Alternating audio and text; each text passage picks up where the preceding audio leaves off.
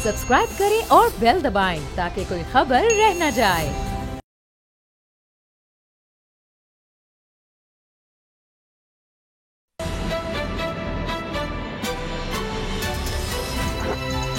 अब पता चला। बिस्मिल्लाहिर्रहमानिर्रहीम, अस्सलाम वालेकुम। मैं हूं मोहम्मद उसामा गाजी और आप देख रहे हैं अब पता चला। कौमी असम्बली में आज इमरान खान साहब ने खिताब किया। खदशात बहुत थे कि माहौल शायद इस तरह का बन ही ना सके कि इमरान खान तकरीर कर सकें, और उनकी तकरीर से पहले कुछ बातें इस तरह की हुई भी। स्पीकर पर तनकीद की गई, जुमले कसे गए, और शाह महमूद कुरैशी और बिलावल भुट्टो के दरमियान जो लफ्जी जंग छिड़ी, उसके बाद खदशा था शायद ये ना हो कि इमरान खान को तकरीर न करनी दी जाए, क्योंकि शाह महमूद कुरैशी ने कह दिया अगर वज़ीर आज़म तकरीर न कर सके तो फिर यहाँ पर बिलावल भी और शहबाज शरीफ भी तकरीर नहीं कर सकेंगे। बहरहाल इमरान खान साहब ने तकरीर की, और सबसे अहम हर तरफ जिस चीज़ की बात हो रही है वो है अफ़गान जंग के बारे में जो उन्होंने बात कही। उन्होंने इस तरह से बात कही कि जैसे अमेरिका को शर्म आनी चाहिए, हम पर दबाव डाला जा रहा है कि जनाब हम कुछ करके दें। पहले ही कह रहा था कि अफ़गानिस्तान में कोई जंग हल नहीं हो सकती, तो मुझे तालिबान खान कहा गया। और अब उन्होंने सवाल किया कि क्या बरतानिया पर अमेरिका ड्रोन हमले करेगा, वो उसका इत्तेहादी है, तो हम किसी कॉन्फ्लिक्ट में साथ नहीं हो सकते, किसी जंग में इस तरह से साथ नहीं हो सकते, हाँ अमन के लिए हम साथ हो सकते हैं। तो ये सबसे अहम चीज़ नज़र आती है उनकी आज की तकरीर की। बहरहाल उन्होंने बजट के हवाले से बात की कि जी बजट में पूरी तरह मेरा इनपुट था, हम गरीब के लिए सोच रहे हैं, और जिस तरह से हमारी हुकूमत आई बड़े मसाइल थे और उस वक्त हम गरीब के लिए कुछ नहीं कर सके, अब भी गरीब मुश्किल में है, और अगर हमारा ख़ानदानी निज़ाम ना होता, पाकिस्तान का ख़ानदानी निज़ाम, तो यहाँ पर लोग भूखे मर जाते। तो यहाँ पर निज़ाम ऐसा है कि गरीब आदमी को होता है तो ख़ानदान उसको अपनी आगोश में ले लेता है। फिर ये कहा कि जी 50% जो गरीब तरीन तबका है उस पर हमें तवज्जो देनी है, 500 अरब रुपया हम कामयाब पाकिस्तान के लिए ला रहे हैं, किसान को भी कर्जे देंगे। फिर अपनी कारकर्दगी गिनवाई कि पहली दफ़ा हमने देखा है कि गंदम भी, मकई भी और हम चावल भी, ये रिकॉर्ड इसकी पैदावार हुई है क्योंकि बराह रास्त हम किसान को पैसे दे रहे हैं। ये सब बात उन्होंने कही। हाँ, बजट इस्लाहात पर उन्होंने बड़ी पेशकश की है अपोजिशन को कि जनाब आएँ मिलकर बैठकर बात करते हैं ताकि इस पर भी कुछ करें, और इलेक्शन के हवाले से ख़ास तौर पर कि इलेक्शन इस्लाहात में हम बैठकर इस तरह के इलेक्शन करवाने में कामयाब हो सकें कि हारने वाला भी इलेक्शंस को माने। लेकिन क्या इस पेशकश पर कोई अपोजिशन आगे बढ़ेगी और कुछ करेगी? आज हम इसी से आगाज़ करेंगे प्रोग्राम का। असद खरल बाबर डोगर मेरे साथ हैं। बाबर डोगर साहब, इमरान खान साहब का कुछ अरसे के बाद हम देख रहे हैं कौमी असम्बली में खिताब, बड़ी मुश्किलात भी उनको रही, यहाँ से उनको वोट भी लेना पड़ा एतमाद का, और उसके बाद आपने देखा कि जब सेशन शुरू हुआ ये बजट का बड़ा अहम था और कहा गया बजट पास नहीं होने देंगे, बहुत कुछ होगा, फिर वो किताबें चलना। ख्वाजा आसिफ ने भी जो तकरीर की बड़े जज्बाती हो गए थे, वो कह रहे हैं जी हमारी जगह कोई और ले रहा है। लेकिन बहरहाल इमरान खान साहब ने आज तकरीर की और अपना रोड मैप लगता है अगले 1.5-2 साल का उन्होंने दिया है। उसामा साहब देखें, आज जिस तरह से उन्होंने तकरीर की और उन्होंने तकरीबन वो सारे इशूज़ जो कि असम्बली में डिस्कस होने चाहिए थे, जिस पे असम्बली में बहस होनी चाहिए थी अगर असम्बली के हालात नॉर्मल होते, उन तमाम इश्यूज़ पे क्लैरिटी दी है, उस तमाम इश्यूज़ पे अपना विजन दी है। यही वो चीज़ थी जो अपनी पहली तकरीर में करना चाह रहे थे, जब अपोजिशन ने उनको तकरीर नहीं करने दी। तो आज बड़ा अच्छा एक चीज़ हुई कि असम्बली में एक दोनों पार्टियों में एग्रीमेंट हुआ, अपोजिशन और हुकूमत में, और एक एग्रीमेंट के तहत ये भी ठीक है कि एक ही चीज़ को डंडोरा पीटते रहना कि लूट के खा गए, लूट के ले गए, वो अकाउंटेबिलिटी के दायरे आज़ाद हैं, अदालतें आज़ाद हैं। अगर किसी ने लूटा है, अगर किसी ने खाया तो वो अदारों में जाए भुगते, और जो गवर्नमेंट है उसको आगे चलना है, उसको पीछे नहीं चलना। आपने आगे चलना है, आपने आगे का विजन देना है। लोग आपकी तरफ देख रहे हैं, महंगाई है, बेरोजगारी है, बेतहाशा मसाइल हैं, उनके हल के लिए इमरान खान साहब लोग आपकी तरफ देख रहे हैं।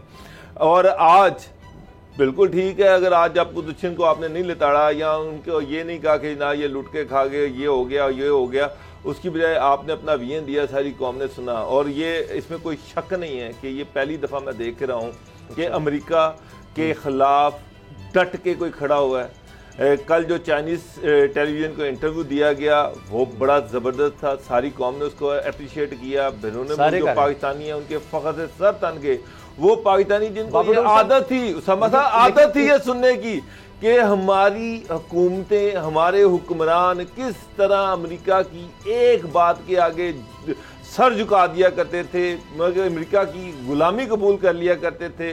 किस तरह से अमेरिका ने हमें पराई जंगें लड़वाई, किस तरह से हज़ारों पाकिस्तानी इसमें मरे, और पाकिस्तान को क्या मिला?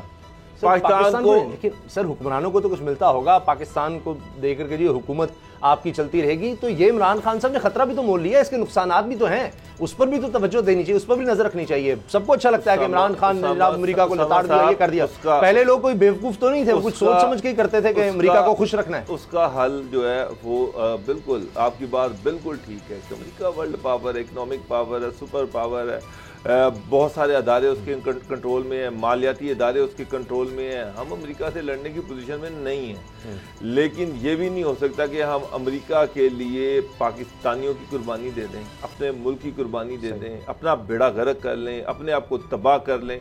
उसकी मिसाल दी है इमरान खान ने, किस तरह से 45,000 लोगों ने अपनी जानें दी। अमेरिकी ड्रोन जो थे वो पाकिस्तान को टारगेट करते रहे, पाकिस्तानियों को वो मारते रहे, वही पाकिस्तानी जो है वो बदला लेने के लिए वो बम ब्लास्ट करते रहे, और सारा नुकसान हमारा हुआ। 150 अरब डॉलर, आज एक 2 अरब डॉलर के लिए हम IMF और इधर दुनिया के किसी भीख मांगते फिर रहे हैं, हाथ में हमने भीख का कटोरा पकड़ा हुआ है, और 150 अरब डॉलर हमने उस जंग में हार दिए। मिला क्या पाकिस्तान को? अमेरिका ने जब जाना था वो उठ के चला गया, क्या आपने उसका उन्होंने वो नुकसान पूरा किया? वो उसके बावजूद आपसे कहता रहा डू मोर, वो फिर ये कहता रहा कि पाकिस्तान ने दोगला रोल प्ले किया, फिर वो ये कह रहा है कि जनाब अफगानिस्तान में तालिबान के साथ पाकिस्तान मिला हुआ था और अमेरिका को ये जंग हरवाने में पाकिस्तान ने मरकजी रोल प्ले किया। अमेरिका के हाथों हम खेले भी, अमेरिका के हाथों प्राइस जंग में हम दाखिल भी हुए, अमेरिका की वजह से हमने अपने लोगों को मरवाया, अच्छा। और उसके बाद अपना जो था नुकसान भी किया और मिला कुछ भी नहीं, मासवा इल्ज़ाम के। तो ये, और फिर चाइना के हवाले से ये कहना कि चाइना के खिलाफ क्वाड बने या कोई भी ऐसा इत्तेहाद बने, पाकिस्तान उस इत्तेहाद का हिस्सा नहीं होगा, ये बहुत बड़ा स्टैंड है उसामा साहब। यकीन आप देखें कि किस तरह से पूरा west, America, NATO, India, Quad, ये सारे जो है इस टाइम इनका वाहद फोकस है चाइना, और हम डट के चाइना के साथ खड़े हुए हैं। ठीक है, अच्छा। चाइना जो है, अब चाइना को भी इस सूरत हाल का इदराक करना चाहिए। चाइना हमारी मदद करता रहा है, चाइना के साथ पाकिस्तान के ताल्लुकात बहुत गहरे हैं, लेकिन आने वाले जो दिन है, आने वाला जो टाइम है, वो पाकिस्तान के लिए बड़ा मुश्किल टाइम हो जाएगा। अब इम्तहान चाइना का है, पाकिस्तान तो उस इम्तहान में डट के खड़ा हुआ है। अब इम्तहान चाइना का है जिसकी 2000 अरब डॉलर से ज़्यादा बड़ी इकोनॉमी है, कि वो पाकिस्तान का कितना साथ देता है, हमें पाँव पे खड़ा करने के लिए हमारी कितनी मदद करता है। ये इम्तहान चाइना का है। पाकिस्तान तो अपना रोल जो है वो प्ले कर रहा है। इमरान खान बड़ी निडर तरीके से, बड़ी बहादुरी से खड़े हुए हैं, डट के खड़े हुए हैं। असद खान साहब, एक मिसाल ये भी दी जाती है कि CIA का सरबराह पाकिस्तान आता है सीक्रेट मिशन पर, इमरान खान मिलते नहीं, तो इस पर भी एतराज़ किया गया अमेरिका की तरफ से कि आपने ये बताया क्यों? अगर आपने नहीं मिलना था पहले तो ये बेइज्जती की गई, और उसके बाद आप बता रहे हैं, सारों को मशहूर करें कि वो आए थे, इस तरह की माजी मुलाकातें जो हैं उसका बताया भी नहीं जाता था। तो अब अमेरिका तो गुस्से में आ चुका है, इसमें तो कोई शक नहीं, कोई शक व शुबा नहीं है। मोईद यूसुफ साहब के बयान से नज़र आता है कि जी अगर जो बाइडन को नहीं फ़ोन करना है, यहाँ भी कोई इंतज़ार नहीं कर रहा, और अगर डू मोरी कहना है तो फिर फ़ोन ना करें, ये सब बातें। लेकिन क्या पाकिस्तान ये सब कुछ अफोर्ड कर सकता है? अंदरूनी हालात आप देखें, अभी भी पाकिस्तान की सबसे ज़्यादा एक्सपोर्ट्स अमेरिका को हैं, और फिर मैंने खुद देखा है, तज्ज़ियाकार हर तरफ लिखा भी जा रहा है, बोल भी रहे हैं कि जी माजी में अमेरिका के ख़िलाफ़ जो भी खड़ा हुआ है ना, अमेरिका ने उसको फिर हटा दिया है, चाहे वो कोई मुल्क होता है, चाहे किसी मुल्क का हुक्मरान होता है, वो उसको छोड़ते नहीं है। तो ये अब क्या अपोजिशन इमरान खान साहब का साथ देगी कि यहाँ पर कोई इस्लाहात लाई जाए, मुल्क को बेहतर तरीके से, यानी इकनॉमिक स्टेबिलिटी हो और पॉलिटिकल स्टेबिलिटी हो, तभी मुल्क आगे बढ़ सकता है? वरना एक्सटर्नली तो प्रेशर आप पर बढ़ रहा है, अमेरिका हो, भारत हो, ये तो आप पर, और अफगान हुकूमत उधर से, ये तो आप पर अब दबाव बहुत ज़्यादा बढ़ाने वाले हैं। देखिए उसामा साहब, अमेरिका का ये मसला है कि उसने अपना मफाद जो है हमेशा आगे रखा है। पाकिस्तान जो रियासत है उसको भी अपना मफाद आगे रखना चाहिए। ये जो कह रहे हैं कि लोग डरा रहे हैं इमरान खान साहब को, जिसने अमेरिका का सामना किया, आज बिलावल भुट्टो जरदारी भी वो उसी हवाले से बात कर रहे थे कि आपको इबरत का निशान बना दिया जाएगा। बेसिकली वो हेनरी किसिंजर जो थे अमरीकी वज़ीर ख़ारजा, उनका जो भुट्टो को जुमला था ना कि आपको हम इबरत का निशान बना देंगे। तो अब ये मामला जो है, अब मुझे बताएं कि अफ़गानिस्तान से जो अमरीकी फ़ौज का इनखला हो रहा है, अमेरिका इस वक्त ये सोच रहा है कि पाकिस्तान ने तो कह दिया, इनकार कर दिया, अब अमेरिका का बस नहीं चल रहा, उसको मतलब उसको समझ नहीं आ रही कि उसकी बहुत बेइज्जती हो गई है, जिस तरह आप कह रहे हैं कि डायरेक्टर जो CIA के सरबराह हैं वो आए हैं पाकिस्तान, एक तो इमरान खान साहब उनसे मिले भी नहीं, और दूसरा ये सफारती नॉर्म के भी खिलाफ होता है, दूसरा उनकी बेइज्जती भी कर दी कि मैंने जानबूझ के नहीं मिला, वरना उसको खुफिया भी रखा जा सकता था। बहरहाल एक बात उन्होंने कर दी। दूसरी बात यह है कि अमरीकी हुकाम को डायरेक्टली ये बिल्कुल कैटेगोरिकली इनकार कर देना कि हम किसी सूरत कोई अड्डे नहीं देंगे और एब्सोल्युटली नॉट कह दिया, ये भी वो कभी एक्सपेक्ट उन्होंने किया। अब अमेरिका ये चाह रहा है, परेशान हो गया सुनकर, अमेरिका ये चाह रहा है कि पाकिस्तान को दबाव में लाने के लिए और चाइना जो है उसको कमज़ोर करने के लिए वो अपनी स्ट्रेटजी बना रहा है। वो चाहता है कि अफ़गानिस्तान से निकलते हुए या उससे पहले इस तरह के हालात बना दिए जाएं, एक तरफ से अफ़गान जो हुकूमत है जो भी हो या अफ़गान जो वहाँ पे तंजीमें हैं उनको पाकिस्तान से उलझाया जाए, दूसरी तरफ भारत से, ना सिर्फ पाकिस्तान से बल्कि चाइना और भारत, यानी भारत को चाइना से लड़ाया जाए और भारत को पाकिस्तान से लड़ाया जाए।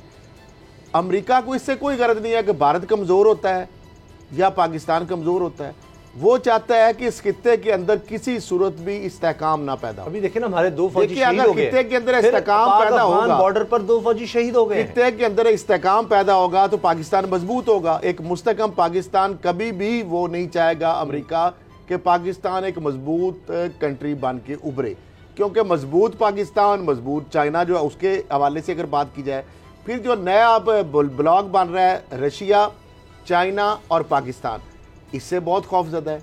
देखिए उसने बाकायदा इसका मुतबादल उसके पास कोई है नहीं, 1 बेल्ट 1 रोड या जिस तरह ग्वादर या जिस तरह CPEC है उसका तोड़ निकालने के लिए बाकायदा वो मनसूबाबंदी कर रहा है, उसका बस नहीं चल रहा कि इसके काउंटर किस तरह किया जाए।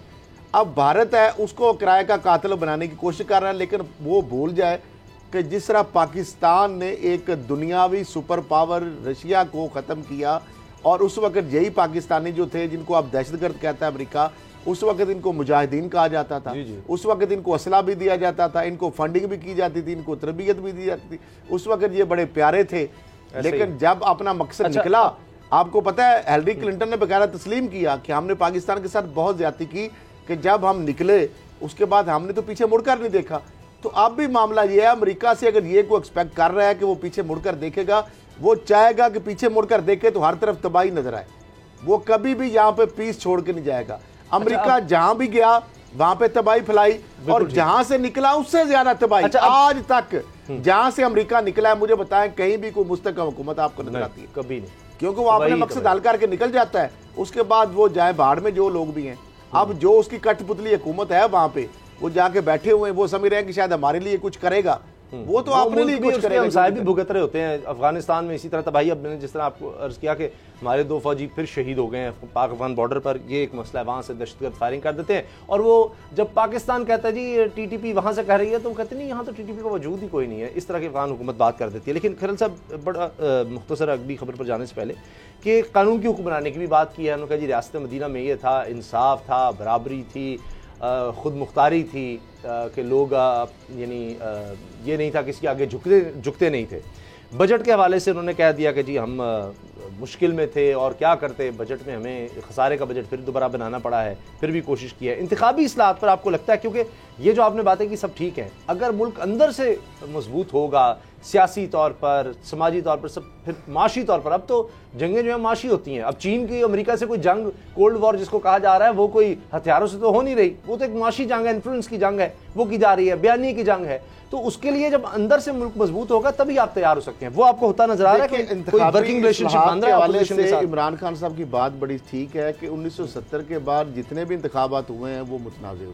2013 का इंतखाब हुआ, उसको मुतनाज़ा कहा गया। 2008 का इंतखाब हुआ, उसको मुतनाज़ा कहा गया। 2018 का इंतखाब हुआ, उसको भी मुतनाज़ा पहले दिन से कहा गया। इमरान साहब कहते हैं कि आप बताएं उसमें क्या धांधली हुई और उसको रोका किस तरह जा सकता है, आए आज मिलकर बैठे। अब मामला ये है कि बिलावल भुट्टो जरदारी साहब भी कह रहे हैं कि अकेले अपोजिशन तो नहीं रिफॉर्म कर सकती, शहबाज शरीफ भी यही कह रहे हैं। लेकिन जब तक ये सारे मिलकर, एक तरफ ये इमरान खान साहब दावत दे रहे हैं, दूसरी तरफ बिल पास होकर चला भी गया कौमी असम्बली से, अब वो पहुंचा हुआ सेनेट में।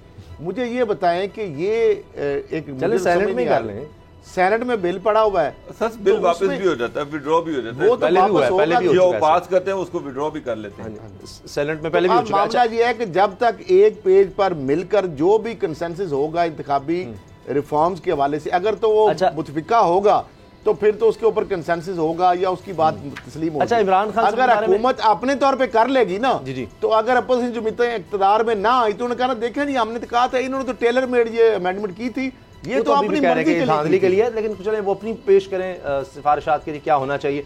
बाबू डोगर साहब, एक तो आपने कहा कि इमरान खान ने उस तरह फोकस नहीं किया, बिल्कुल दुरुस्त है, लेकिन फिर भी उन्होंने बात की है कानून की हुक्मरानी की, जी करप्शन हुई, एक MNA को नैब पकड़ने जाता है सिंध में तो वो उस पर हमला हो जाता है, नैब पर हमला हो जाता है, और अब भी मसाइल है, हमने ज़मीन छुड़ाई, लेकिन उस तरह डायरेक्ट हिट नहीं थी, वो बात अपनी जगह। लेकिन जो कुछ हुआ है शाह महमूद कुरैशी और बिलावल भुट्टो के दरमियान, ये पहले कभी नहीं देखा गया। एक दूसरे पर जुमले कसे गए हैं, बराह रास्त नाम नहीं लिया गया। शाह महमूद कुरैशी ने कहा जी बच्चे हैं, ये क्या क्या करते रहे, मैं बताता हूँ। बिलावल भुट्टो ने कह दिया जी कि ISI से इमरान खान कहें, वज़ीर-ए-आज़म ISI को कहें कि इनके फ़ोन का ख्याल रखें, क्योंकि ये हमारे वक्त में इनको इसलिए निकाला कि ये मुंतखब वज़ीर-ए-आज़म के ख़िलाफ़ बाहर की क़ुव्वतों से कहते हैं जी आप मुझे वज़ीर-ए-आज़म बना दें। तो ये जो दोनों में आपस में काफ़ी गर्मा गर्मी हो गई है, इससे तो लगता है कि फिर हालात ख़राबी की तरफ जा रहे हैं। उसामा साहब, आज असम्बली में प्राइम मिनिस्टर इमरान खान ने तकरीर करनी थी। शहबाज तो वैसे नहीं आए, वो लाहौर से नहीं गए, तो इसका मतलब ये है कि नून लीग की तरफ से एक्सपेक्ट किया जा रहा था, और जिस तरह से र्यूमर्स भी हैं कि शायद नून लीग की और PTI की कोई अंडरस्टैंडिंग हुई है कि नून लीग जो है वो PTI को टफ टाइम नहीं देगी, क्योंकि प्राइम मिनिस्टर की तकरीर के हवाले से या वोटिंग के हवाले से उनको टफ टाइम नहीं देंगे। बाकी रह गई पीपल्स पार्टी। मेरा सवाल ये है कि शाह महमूद कुरैशी को ये तकरीर करने की ज़रूरत ही क्या थी, जब उसको पता था कि उसके बाद प्राइम मिनिस्टर ने तकरीर करनी है, और इस तरह की तकरीर से कुछ सिचुएशन बेहतर तो नहीं होती, सिचुएशन ख़राब होती। बाकी अगर चले ठीक है, सिंध असम्बली में क्या हो रहा है या क्या नहीं हो रहा, या पार्टी क्या कर रही है, ये बाद का इशू है। आप तो ऐसी बात कर रहे हैं जैसे जानबूझ के कोई माहौल खराब करने की शाह महमूद कुरैशी ने कोई कोशिश की है। बिलावल भुट्टो असम्बली से बाहर जा रहा है, उसको आप चैलेंज करके वापस बुला रहे हैं, क्यों? उसको सुनाने के लिए कुरैशी सीनियर मोस्ट बंदा है PTI का, फॉरेन मिनिस्टर है, उसको सूरत हाल की नजाकत का पता होना चाहिए था, उसको पता होना चाहिए था इसके बाद इमरान खान ने तकरीर करनी है, तो ऐसी कोई बदबदगी नहीं होनी चाहिए हॉल में, किसी तरह से अपोजिशन को इस तरह से नहीं ललकारना चाहिए था जिस तरह से उन्होंने जो तकरीर की। मेरे नज़दीक वो बड़ी ऑब्जेक्शनेबल तकरीर थी। उन्होंने नून लीग को भी उभारने की कोशिश की, उन्होंने पे पार्टी को भी उभारने की कोशिश की। क्यों ऐसा हुआ? वो तो बाद में स्पीकर ने अपना रोल प्ले किया, उन्होंने अपोजिशन को बुलाया और अपोजिशन से गारंटीज ली और उनको गारंटीज दी भी, लेकिन शाह महमूद कुरैशी ने तो कोई कसर नहीं छोड़ी। तो सर जो पहले जो बातें की गई हैं शाहिद खान अब्बासी की तरफ से, बिलावल भुट्टो की तरफ से, वो तो स्पीकर को ही शुरू हो गए थे कि जी तुमने धांधली, स्पीकर ने धांधली कर दी है, फिर ये आपकी मर्जी के साथ नहीं चल सकता, रूल्स के साथ चल सकता है ये, और फिर कि जी कहाँ भाग गया आपका वज़ीर आज़म, डिक्टेट करने की बात पर स्पीकर भी फिर बरहम हो गए, वो भी नाराज हो गए। ख्वाजा आसिफ की आप स्पीकर ने आज बड़ा ठंडे रह के उन्होंने आज असम्बली का इजलास चलाया, उन्होंने अपोजिशन की कड़वी बातें सुनी, उन्होंने रिएक्ट उस तरह से नहीं किया। एक चीज़ मैं आपको बता दूँ, अपोजिशन उनको टारगेट किया, शाह महमूद कुरैशी ने किया, बिलावल भुट्टो ने किया, उसके बाद इवन ख्वाजा आसिफ ने भी किया, लेकिन वो ठंडे रहे। उनको पता था कि इसके बाद प्राइम मिनिस्टर ने आना है, तो अपोजिशन जो है वो अपनी भड़ास निकाल रही, उनको निकालने दें। इसका जवाब देने का क्या आज असम्बली का आखिरी दिन तो नहीं है, जवाब देने के बेतहाशा मौके हैं, सारे अगले 2 साल पड़े, जितने मर्जी जवाब दीजिएगा।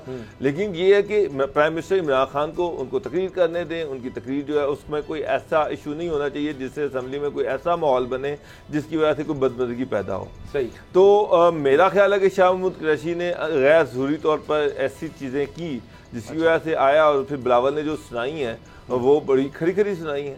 अब जिस तरह से बिलावल ने ये कहा कि जनाब कि मुझे पता है कि हमने आपको PTI से क्यों निकाला, पंजाब का प्रेसिडेंट थे, फाइनेंस मिनिस्टर थे, फॉरेन मिनिस्टर थे, और किस तरह से वो प्राइम मिनिस्टर बनने की ख्वाहिश लेके फिर रहे थे। ये चीज़ें तो PTI में भी गर्दिश कर रही हैं कि वो इधर भी ट्राई करते रहे हैं, इधर भी वो एफर्ट करते रहे हैं। तो मेरा बिलावल को टोन कर रहे थे। एक जुमला फिर मैंने असद खलील साहब की तरफ जाना है। ख्वाजा आसिफ कुछ बदले नजर आए हैं जेल से आने के बाद, आपको क्या लगता है बाबू साहब, वो उनका लहजा या उस तरह वो तनकीद वो नहीं नजर आ रही, अब वो जज्बाती नजर आ रहे थे? उसामा साहब, एक चीज़ मैं आपको बताऊं, ये ख्वाजा आसिफ नहीं है, ये खलील साहब और मैं हमेशा से देखते रहे हैं। पता नहीं जब ये लोग इक़्तिदार में आते हैं तो इनके गर्दनों में कौन सा ऐसा सरिया आ जाता है कि ये फिर इनके दिमाग घूम जाते हैं। ख्वाजा आसिफ हो, ख्वाजा साद रफ़ीक हो, या जितने भी हैं, इवन अब जो पीटीआई में जो मिनिस्टर्स बन गए हैं, ये सारे वो लोग जो कल तक चैनलों के बाहर खड़े होते थे कि जी हमें मौका दे दिया जाए, आज वो कहते हैं कि जी हम अपनी मर्जी के चैनल में जाएंगे और अपनी टर्म्स एंड कंडीशन पे जाएंगे। तो ये चीज़ अच्छा असद खरल साहब, ये जो माहौल बन रहा था, चलो शुक्र है नहीं बना, इमरान खान साहब तकलीफ करने में कामयाब हो गए। ये शाम कुरैशी साहब और बिलावल भुट्टो, ये पुराना कुछ चल रहा था, ये आज जो खराबी हो गई, पुरानी चीज़ें कुछ जमा तफरीक थी। और दूसरा जो आपको पता है, पीपल्स पार्टी बिलावल भुट्टो जरदारी और आसिफ जरदारी साहब की जहांगीर तरीन साहब से राब्ते हैं, उनके राब्ते हैं। जहांगीर तरीन और शाह महमूद कुरैशी जो है उनकी आपस में लगती है। तो लिहाजा इस हवाले से वो ये जो सारी बातें उन्होंने की हैं, इससे मकसूद उनको जहांगीर तरीन साहब को खुश करना भी मकसूद था, जो बिलावल भुट्टो जरदारी ने बातें की। दूसरी जो बिलावल भुट्टो जरदारी ने बातें की हैं, वो ज़्यादातर उन्होंने तनकीद की है नून लीग को हदफ़े तनकीद का निशाना बनाया। जो उन्होंने कहा ना कि धांधलियाँ जितनी भी की गई हैं, जो इंतखाबी इस्लाहत की गई हैं, वो हमें इक़्तिदार में लाने के लिए नहीं बल्कि हमें इक़्तिदार से रोकने के लिए की गई हैं। वो माजी का हवाला दे रहे थे। तो इस हवाले से उन्होंने बेसिकली आज नून लीग जो है उसको भी हदफ़े तनकीद का निशाना बनाया। अच्छा, तो अब जो शाह महमूद कुरैशी साहब ने बातें की, उसके बाद बिलावल भुट्टो जरदारी साहब ने भी जवाब दिए। उन्होंने कहा जी आप ही नारे लगाते थे उस वक्त के, अगली बारी फिर जरदारी और पता नहीं इस तरह के नारे वगैरह कह रहे थे, मैंने बचपन से देखा नारे उनका लगाते मैं देखा। उन्होंने कहा जी मैं खिड़की में ये देखते थे, जब मैं बातें कर रहा होता तो ये सुन होते। अब ये बनना चाहते, इसमें कौन सी ऐसी कोई बात है जो कि मतलब तानाज़नी, लेकिन एक और मसला इस वक्त है, जी मुझे ब्रेक लेनी है न्यूज़ अपडेट से, लेकिन अपोजिशन का एक मसला यह है कि अब एपीसी जो शहबाज शरीफ ने बुलाई थी उसका भी बायकॉट कर दिया है पीपल्स पार्टी ने। और उसकी वजह बताइए कि जी शहबाज शरीफ साहब ने बजट के पास होने दिया, लेकिन आसिफ जरदारी साहब जो लाहौर में रहे वहां पर भी बड़ी अहम खबरें आ रही हैं। जी ठीक, चले ब्रेक लेते हैं जी, ब्रेक के बाद मिलते हैं।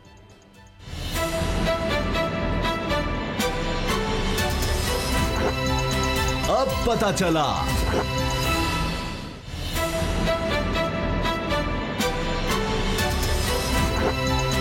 अब पता चला।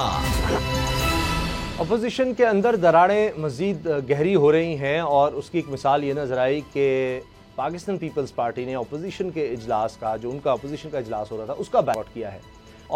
और अभी तो एपीसी की बात हो रही थी, पीडीएम तो चले वो भी आगे इजलास होना है, लेकिन पीपल्स पार्टी एनपी उससे पहले ही बाहर हैं, लेकिन एपीसी में तो उन्होंने आना था। अब उसमें भी लगता है कि मसाइल पैदा हो चुके हैं, क्योंकि एहसन इकबाल साहब ने उल्टा जवाब दे दिया बिलावल को कि जी बचकाना हरकतें हैं, बचकाना बातें कर रहे हैं बिलावल, एक पार्टी के लीडर को इस तरह से नहीं करना चाहिए कि जी शहबाज शरीफ इस चीज़ का जवाब देने ने बजट क्यों पास होने दिया, जबकि पीपल्स पार्टी ने अपने लोग पूरे करने थे। बिलावल कहते हैं हमने तो अपने लोग पूरे कर लिए, तो ये नून लीग के लोग कहाँ पर गायब थे, शहबाज शरीफ साहब खुद क्यों नहीं थे। एहसन इकबाल कहते हैं जी उनके कज़न मियाँ तारिक शफी मरहूम का इंतकाल हो गया था, इस वजह से वहाँ नहीं थे। बाबर डोगर साहब, ये बात आगे बढ़ेगी, क्योंकि जरदारी साहब जब लाहौर आए हैं तो कहा गया उन्होंने नून लीग के भी जो लोग हैं उनको भी इकट्ठा करने की कोशिश की जो उनसे नाराज़ हैं, तो वो भी अब नून लीग देख रही है कि ये तो पीपल्स पार्टी नून लीग के खिलाफ हो चुकी है। उसामा साहब, पहली चीज़ तो ये है कि आपको पता है कि नून लीग एक मतलब पीटीआई पार्टी से डिच हो चुकी है। आज तो मेरा मतलब कि जो वज़ीर ख़ारजा हैं शाह महमूद कुरैशी, उन्होंने भी ताना दिया कि बिलावल भुट्टो को कि जनाब आपने सरकार से मिल के यूसुफ गिलानी को अपोजिशन लीडर बनवाया है। ये तो शाह महमूद कुरैशी ने खुद कहा। तो एक चीज़ तो क्लियर है। अब जहाँ तक शहबाज शरीफ की बात है, ठीक है, वो अपोजिशन लीडर है, बीइंग अपोजिशन लीडर वो कोशिश कर रहे हैं कि वो सारी जमातों को, पार्लिमानी जमातों को साथ लेके चलें, लेकिन पीपल्स पार्टी के साथ जो डिस्ट्रस्ट है, जो पीपल्स पार्टी के हवाले से अदम इत्मीनान है, वो बड़ा गहरा है शहबाज शरीफ के अंदर। उनको पता है कि पीपल्स पार्टी और नून लीग कभी इकट्ठे नहीं चल सकते, तो वो जो है वो दरार जो है वो कायम रहेगी। ये और उसका आज आपने देख लिया कि उन्होंने नून लीग पे इल्ज़ाम लगा दिया। मुझे ये देखें, मुझे ये शक भी है कि चलें शहबाज शरीफ नहीं भी थे तो नून लीग जो थी वो उनके भाई की अगर कज़न की डेथ हुई थी, वो लाहौर में थे, तो नून लीग के 18 बंदे क्यों गायब थे? सवाल तो है। चलें शहबाज शरीफ ना आते, बाकी लोग तो आते, बाकी लोग तो सेशन अटेंड करते, पार्टी के साथ बैठते, कोई स्ट्रेटेजी बनाते। इन्होंने तो स्ट्रेटेजी बनाई कोई नहीं, इन्होंने तो सिंपली पीटीआई को गो हेड दे दिया। कहने वाले तो ये भी कह रहे हैं, जो मेरी इतलात है, कि शहबाज शरीफ जो है वो भी गवर्नमेंट से रायते चाह रहे हैं, वो चाह रहे हैं कि उन्होंने बाहर लंदन जाना है, उन्होंने अपना इलाज भी करवाना है और उन्होंने नवाज शरीफ के साथ एक मुलाकात भी करनी है। इस सिलसिले में वो गवर्नमेंट से भी राय चाह रहे हैं कि ना गवर्नमेंट उनको जाने दे। और ये जो सारा कुछ हुआ है, जो आज नून लीग खामोश रही है, जो उस दिन नून लीग खामोश रही थी, और जो नून लीग की नई स्ट्रेटजी है वो इसलिए चेंज है कि वो ये चाह रहे हैं कि शहबाज शरीफ जो है उसके बदले में शहबाज शरीफ को बाहर जाने की इजाज़त मिले और वो बाहर जा सकें।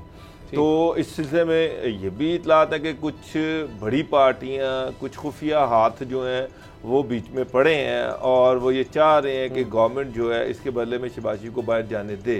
तो चीज़ें तो गर्दिश कर रही हैं उसामा जो हैं।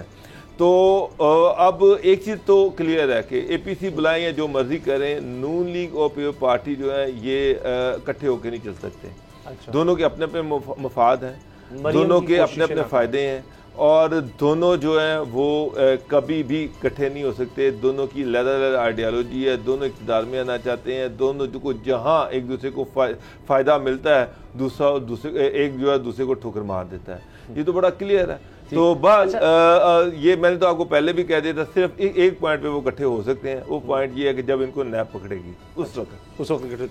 असद खरल साहब, एक तो ये शहबाज शरीफ साहब बाहर क्यों जाना चाहते हैं, क्या कर लेंगे वो बाहर जाकर, या इस तरह की, क्योंकि 17 जून को मुझे याद है उन्होंने तकरीर की और कहा कि जी हम बजट पास ही नहीं देंगे, सीसा पिलाई दीवार बन जाएंगे। आज हसन इकबाल साहब कह रहे हैं जी हमारा काम क्या था, हमारा तो काम था तनकीद करना, निशानदेही करना, वो हमने की और हमारे कहने पर 350 अरब के टैक्स जो है वापस लिए गए, हमारा तो काम ये था। पहले कह रहे थे देखना क्या होता है। अब मामला यह है कि जो डोगर साहब ने बात की है ना, एक तो बात यह है कि शहबाज शरीफ बैरून मुल्क चले जाएँ, ये तो बात तयशुदा है। हाँ जी, चले जाएंगे। अब ये उनके ऊपर डिपेंड करता है कि वो कब जाएंगे बाहर। पहले क्यों रोका है फिर? पहले रोका है, वो चीज़ें सेटल हो चुकी, हाई कोर्ट से उन्होंने खुद ही एप्लीकेशन वापस ले ली, जब सुप्रीम कोर्ट में गए तो सारी चीज़ें हो चुकी। अब मामला ये है कि हर चीज़ का एक टाइम होता है और शहबाज शरीफ साहब जो है उन्होंने सर्व किया है, उन्होंने इस चीज़ को जो उनकी कमिटमेंट थी कुछ ना कुछ उन्होंने उस पर फुलफिल की है। अब देखें ना, 14-15 बंदे अगर नहीं गए वहाँ पे, शहबाज शरीफ साहब तो चले एक अचानक नागानी वफात हो गई, मतलब इंतकाल हो गया, उनके कज़न थे, ज़ाहिर बात है तायाजाद भाई थे, तो वो रुक गए, इस्लामाबाद से वापस आ गए, हालांकि जा रहे थे या अभी पहुंचने वाले थे जहाँ पे। लेकिन बाकी जो लोग हैं उनकी तरफ ना जाना और फिर ये सारे मामलात आ गई, हुकूमत जो कर रही है। देखिए, इससे पहले पीपल्स पार्टी ने भी तो मैच फिक्सिंग की है, पीपल्स पार्टी ने भी अपनी रायतें लेने के लिए हुकूमत से डील बनाई है। यही नून लीग उनको ताना मार रही थी, आपको पता ही है, चांद दिन पीछे जाएँ तो नून लीग ये कहती हुई नज़र आ रही थी कि जनाब आपने अपने फ़ायदे के लिए सारा कुछ किया, यही ताना मारा था ना। शोकाज भी यही था जब कहा आपने बाप से जब नया सिलेक्टर तैयार किया जा रहा है, सिलेक्टेड, हाँ जी, सिलेक्टर और बड़ा कुछ हो रहा था। अब मामला ये है, शहबाज शरीफ साहब भी अपना फ़ायदा लेना चाह रहे हैं, उन्होंने भी अपनी डील बनाई है, जो भी उनको फ़ायदा लगा है उन्होंने अपना किया है, हर बंदा अपने फ़ायदे की गेम कर रहा है। तो अब ये जो सूरत हाल हो रही है ना कि जो इंतखाबी इस्लाहात हैं बेसिकली, जिसके ऊपर शहबाज शरीफ साहब ने खत लिख के, उन्होंने खत लिखने के बाद आप देख लें वो भूल गए, इसके ऊपर कोई बात नहीं हो रही। अब बिलावल भुट्टो जरदारी साहब उल्टा बात कर रहे हैं, लेकिन नून लीग की जानब से इंतखाबी इस्लाहात के ऊपर अभी खामोशी है। दूसरा आ गया आज़ाद कश्मीर का इलेक्शन, उसके अंदर भी आपको मैंने बताया था कि शहबाज शरीफ साहब तो, चूँकि मरियम साहब अगर करना है तो शहबाज शरीफ तो आराम से बैठ जाएंगे, अब वो नहीं जाएंगे, आपको नजर नहीं आएगी वहाँ पे इस तरह की एक्टिव पार्टिसिपेशन। वैसे अगर वो बाहर ही चले, उन्होंने बाहर चले जाना है। उसामा साहब आप देख लीजिएगा, आज़ाद कश्मीर के इलेक्शन पे शहबाज शरीफ यहाँ पर नहीं होंगे, वो बाहर होंगे और फिर मरियम सिर्फ जलसे करेंगे, और अगर उसमें हार गए तो आपने पहले ही कहा है कि जी फिर मरियम पर और ज्यादा प्रेशर आ जाएगा कि ये मरियम की वजह से इलेक्शन हारे। मैं एक चीज तो क्लियर है, आप देख लीजिएगा जिन दिनों में आज़ाद कश्मीर के इलेक्शन होंगे उन्हीं दिनों में शहबाज शरीफ लंदन में होंगे। तो एक चीज़ जो बड़ी गर्दिश में रही जब जरदारी साहब यहाँ आए, और ये खबरें छपी भी हैं इस तरह की कि परवेज़ इलाही से भी मुलाकात की उन्होंने, फिर इसमें ये डिस्कशन हुई कि जो माजी के इत्तेहादी हैं 2008 से 2013, काफ लीग, अवामी नेशनल पार्टी, इसके अलावा कौम परस्त जमातें और वो पीपल्स पार्टी के लोग जो पीपल्स पार्टी छोड़कर चले गए, बाकायदा राजा परवेज़ अशरफ को ये टास्क दिया गया है कि उनको वापस लाया जाए। 3 ग्रुप में से लोग हैं कि जो फिर आज़ाद हैसियत में इलेक्शन लड़ेंगे और उसके बाद पीपल्स पार्टी ज्वाइन करेंगे।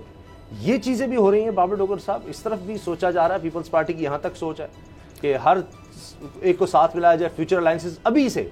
और ये बातें भी हैं कि कुछ लोग कह रहे थे बजट तो पास हो जाएगा लेकिन उसके बाद इमरान खान के लिए टफ टाइम आ सकता है, कबल अज़ वक्त इंतखाबात हो सकते हैं, उसके लिए अभी से अलाइनमेंट हो रही है। देखिए, जरदारी साहब यहाँ पर आए, यहाँ पर काफ़ी देर रहे और उसके बाद उन्होंने बहुत सारी मुलाकातें की, जिसमें वो मखदूम फैसल सालेह हयात से मिले, मंजूर भट्टू से मिले और भी बहुत सारे लोकल लीडर से मिले। और उनकी ख्वाहिश थी कि कोई ऐसे अलाइंसेस बनाए जाए पंजाब में, कोई ऐसे जो इलेक्टेबल लोग हैं उनको भी पार्टी में शामिल किया जाए। लेकिन उसामा साहब, पहली बात तो ये है कि आप पिछले 20 साल में देखें, 2002 में सबसे बड़ी पार्टी जो थी वो पे पार्टी थी। पंजाब में सबसे ज़्यादा सीटें जीतने वाली पे पार्टी थी। पाकिस्तान में सबसे ज़्यादा सीटें जीतने वाली पे पार्टी थी। उस वक्त मुशर्रफ प्रेसिडेंट मुशर्रफ की गवर्नमेंट थी। और खल साहब को भी याद होगा, आपको भी याद होगा कि पीपीपी पैट्रियट बनाई गई थी पे पार्टी को तोड़ के गवर्नमेंट बनाने के लिए। आफ्ताब शेरपा जी। तो उसके बाद 2008 का इलेक्शन देखें तो फिर पार्टी पंजाब की दूसरी बड़ी पॉलिटिकल पार्टी थी, जिनकी 100 से ज़्यादा सीटें से पंजाब से थी सूबाई असम्बली की, और 50 से ज़्यादा कौमी असम्बली की उन्होंने सीटें पंजाब से जीती थी। 2008 में फिर पार्टी की गवर्नमेंट बनी, प्रेसिडेंट आसिफ अली जरदारी जो थे वो प्रेसिडेंट बने, और 2013 में वही पे पार्टी बमुश्किल 4 सीटें जीत सकी पंजाब से, जिनमें 2 सीटें मखदूम अहमद महमूद की अपनी थी, ज़ाती थी, और उसके अलावा सिर्फ 2 सीटें ये जीत सकी। तो पे पार्टी की तबाही में जो सबसे अहम बड़ा किरदार है मेरे नज़दीक वो आसिफ अली जरदारी साहब का अपना है, जिनकी वजह से पे पार्टी पंजाब में उसका बेड़ा गर्क हुआ। अब वही आसिफ अली जरदारी साहब फिर पंजाब में एंटर हो गए कि जनाब मैं इसको दोबारा रिवाइव करूँगा। पहली बात तो ये कि आपने सिंध में क्या अचीवमेंट्स की हैं। नंबर 2, पंजाब में पे पार्टी का वोट बैंक क्या है। आपके जितने कैंडिडेट थे उनकी ज़मानतें ज़ब्त हो गई, 2000 से ऊपर किसी कैंडिडेट को वोट नहीं पड़ रहा, तो कोई इलेक्टेबल जो है वो क्यों इनको ज्वाइन करेगा। मेरे नज़दीक आसिफ अली जरदारी का ये दौरा नाकाम दौरा था। उस समय कोई ख़ास जो कामयाबी नहीं मिली, कोई ख़ास टारगेट्स नहीं मिले, कोई ऐसा बंदा नहीं मिला, कोई बड़ा बंदा ऐसा नहीं मिला जो कि जरदारी बिलावल हाउस में जाके पे पार्टी को ज्वाइन करता। मैं मुस्तकबिल की बात कर रहा हूँ कि कल को फिर दोबारा यानी अलायंसेस बन सकते हैं, एनपी को दोबारा साथ मिलाने के लिए मुशावरत हो रही है। पंजाब में पार्टी के टिकट पे इलेक्शन लड़ना एक नेगेटिव चीज समझा जाती है। लोग ये समझते हैं कि पार्टी के टिकट से इलेक्शन लड़ने से बेहतर है कि आज़ाद ही इलेक्शन लड़ लिया जाए। यहाँ जो प्रेफरेंस है वो पहली प्रेफरेंस जो है वो पीटीआई है, फिर पीएमएलएन है, उसके बाद काफ लीग है। लोग काफ लीग से टिकट ले सकते हैं, नहीं फिर पार्टी का टिकट लेने से किसी को क्या फायदा होगा, मुझे कोई पॉलिटिकल फायदा क्या होगा, बड़े नाम के जो लोग हैं उनको क्या फायदा होगा। मंजूर भट्टू जो है उसने तो जीतना है, वो आजाद जीते, आजाद जीत के वो अपनी मर्जी से जो सी मर्जी पॉलिटिकल पार्टी ज्वाइन करे, वो क्यों पे पार्टी की तरफ जाए। अगर फैसल सालेह हयात है तो उसकी कोशिश होगी कि मैं आजाद लड़ूं, आजाद लड़के जीतूं, अगर जीते तो उसका दिल करे वो पीटीआई ज्वाइन करे, दिल करे नूली जिस पार्टी ने गवर्नमेंट बनानी है उसको ज्वाइन करे।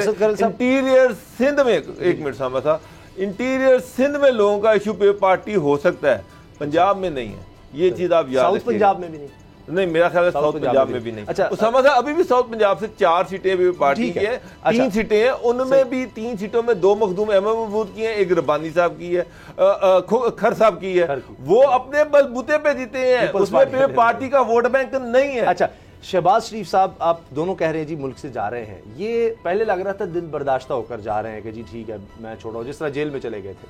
ये खरल साहब अब एजेंडा क्या है बाहर जाने का? एजेंडा तो बाहर तो होगा कि चेकअप उनका जो है टेस्ट करवाने और चेकअप करवाने, लेकिन असल एजेंडा ये है कि वो नवाज शरीफ साहब से अब 2 टोक बात करना चाहते हैं कि आप बता दें कि फिर पॉलिटिक्स मैंने करनी है या मरियम साहबा ने करनी है, या तो आप उनसे करवा लें या मुझसे करवा लें।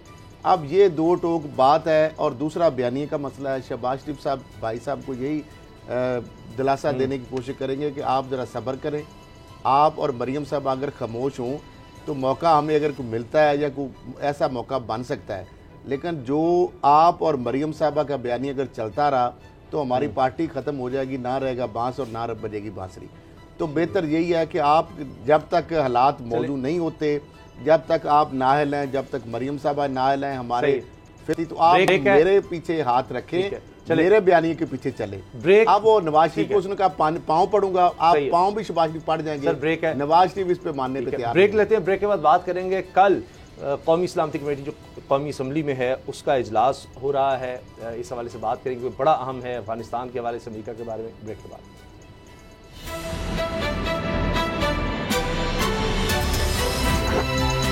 अब पता चला।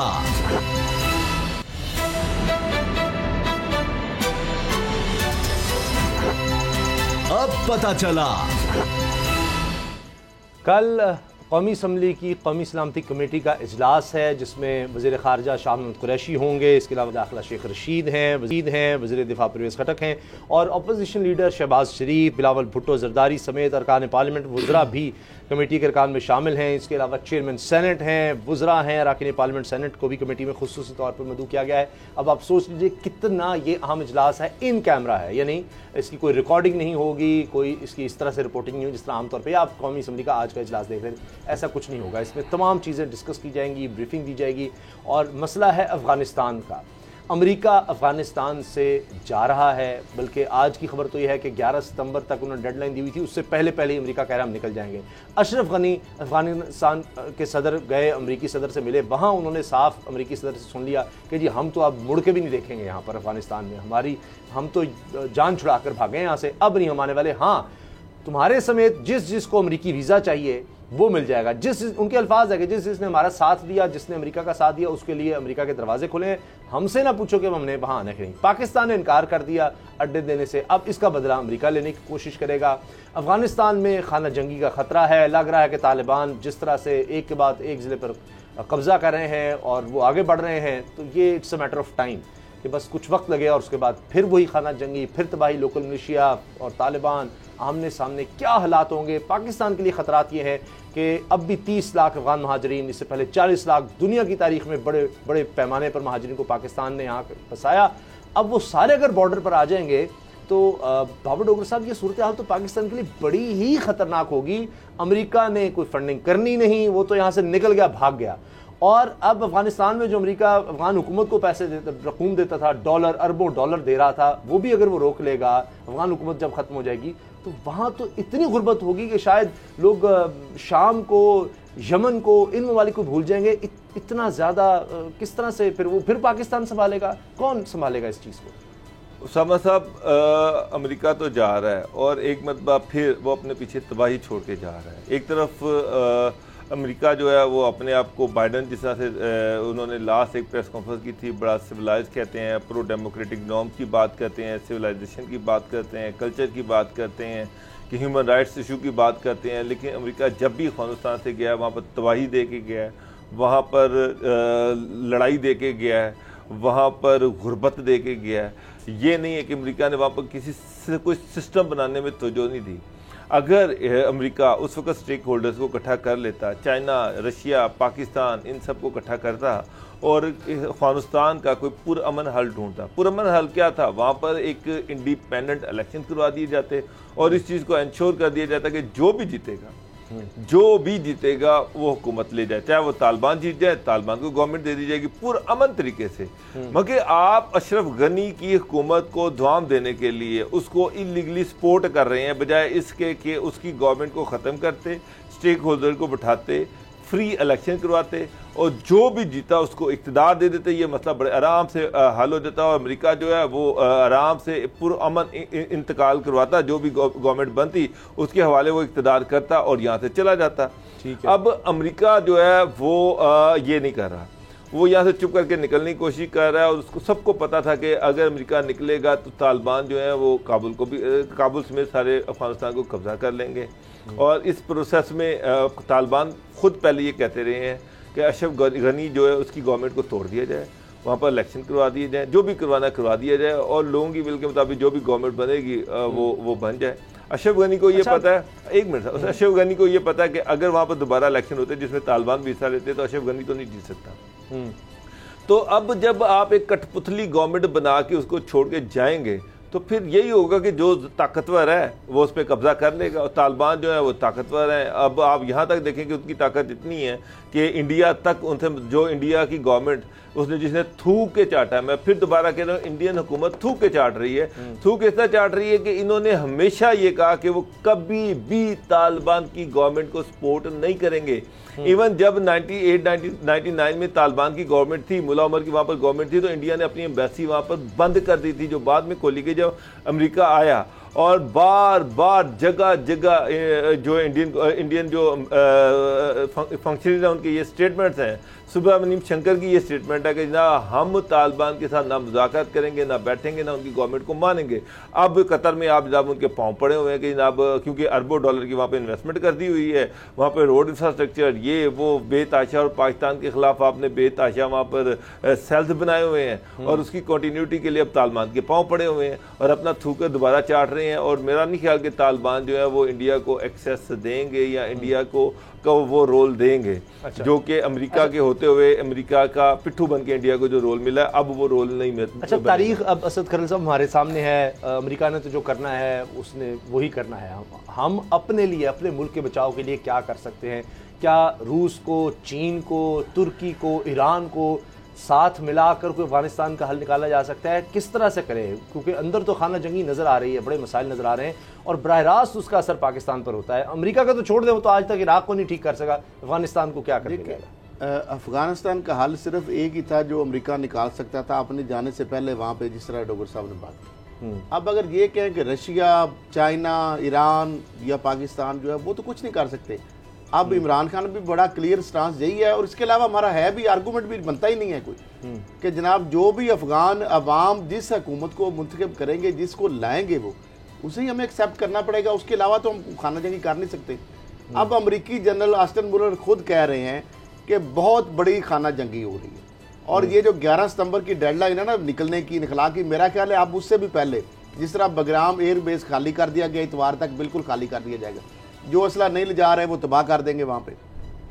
और उनको क्योंकि पता है, और जिस तेज़ी से तालिबान जो है अफगानिस्तान के अंदर काबज हो रहे हैं ये अमेरिका मान रहा है, उसको पता है। अब अमेरिका तो इंतहाई एक महदूद हो रहा है, फिर उन्होंने ताजिक सरहद जो है वो खोल दी है तालिबान ने। तो अब ये सारी जो चीज़ें हो रही हैं और इसके साथ भारत के साथ जो उनके तल्लुकात इस्तवार उन्होंने कर लिए हैं, पहले नहीं थे। पहले भारत तो तालिबान को पाकिस्तान नहीं इस्तवार नहीं किए, इस्तवार नहीं किए। भारत जो है कतर में 3 दफा उनका डिफेंस सेक्रेटरी जाके मिला है। भारत उनके पांव पे पड़ा हुआ है कि जनाब हमारे साथ ताल्लुकात इस्तवार किए जाएं, लेकिन तालिबान ने अभी तक कोई एश्योरेंस नहीं दी। बातचीत भी पहली दफा जो बनाया गया तो इंडिया ने उनको अगर एक्सेप्ट करना है तो तालिबान को भी एक्सेप्ट करना पड़ेगा। एक बड़ा मुल्क है और अगर इंडिया के स्टेक्स हैं तो उनके भी हैं। और जिस तरह एक कंटिन्यूटी चल रही है वहाँ पे पाकिस्तान के खिलाफ जो अफगानिस्तान की आज भी सरजमीन इस्तेमाल हो रही है वो कौन कर रहा है? ठीक है, तालिबान के मुख्तलिफ धड़े हैं, कोई एंटी पाकिस्तान है तो वो तालिबान को यूज कर रहा है ना भारत। आप भी जो अफगानिस्तान की सरजमीन वो एक अलग है, टीटीपी सर, पाकिस्तान से तालिबान पाकिस्तान सर वो और है, ये तालिबान और है, वो और है। अफगान बेस्ड तालिबान जो है कुछ पाकिस्तान से जो गए हैं वहाँ पे जाके, यही टीटीपी हमारे वाले थे ना अफगानिस्तान से जो चले गए यहाँ से दहशतगर्द हुए, वो टीटीपी है। दूसरे वो जो मकामी तालिबान है ये उसकी बात हो रही है। बहरहाल अल्टीमेटली कहीं ना कहीं से आपस में उनकी आपस में लिंकेज बनता है। लेकिन बहरहाल ये है कि जो इसका हल अमेरिका ही निकाल सकता था, अब ये उनके अपने रहमो करम पे है, वो क्या करते हैं, क्या बनता है उनके साथ। चलें, प्रोग्राम देखने का बाद हमें याद रखिएगा। इजाज़त दीजिए, अल्लाह हाफिज़।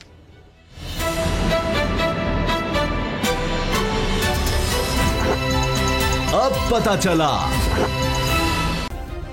सब्सक्राइब करें और बेल दबाएं ताकि कोई खबर रह न जाए।